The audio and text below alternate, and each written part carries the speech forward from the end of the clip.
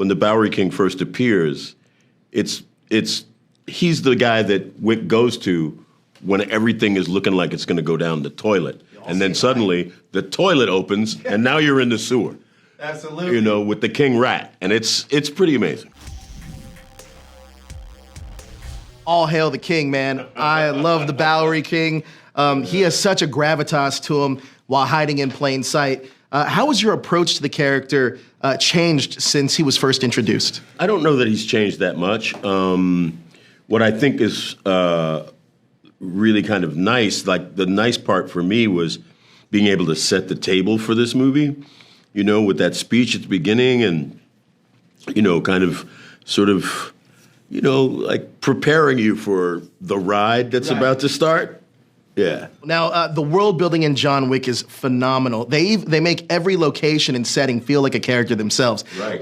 Can you talk to me about exploring the world of John Wick, and if you'd want to see like a spinoff of the Bowery King, since he controls so much of... I mean, a spinoff of the Bowery King is kind of a mind-blowing idea. Like, what would that even be? Like, where do you even start with that?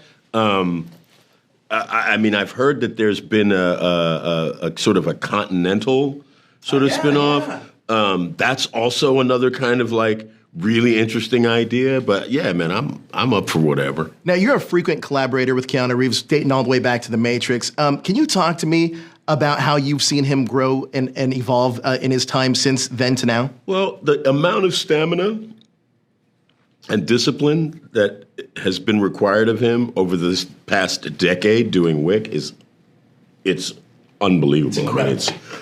It's really, really something. And his judo game alone in this movie is like, I mean, like his gun game in the second movie was, and now like the judo is just like, ah!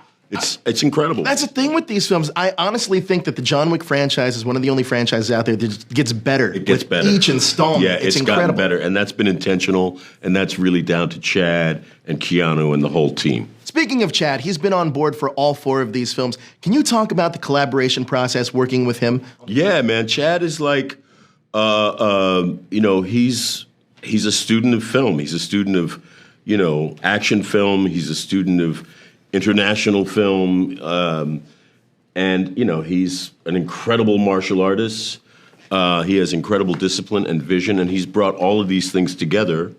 Obviously, his collaboration with Keanu has, you know, this. We are like really enjoying the harvest of their time together. Now, at the end of John Wick 3, the Bowery King decides to save John Wick. How does that change his relationship with John Wick in Chapter 4? I think that's pretty much the nature of the relationship between John Wick and Bowery King. You remember in 2, when the Bowery King first appears, he's the guy that Wick goes to when everything is looking like it's going to go down the toilet. And then suddenly the toilet opens and now you're in the sewer.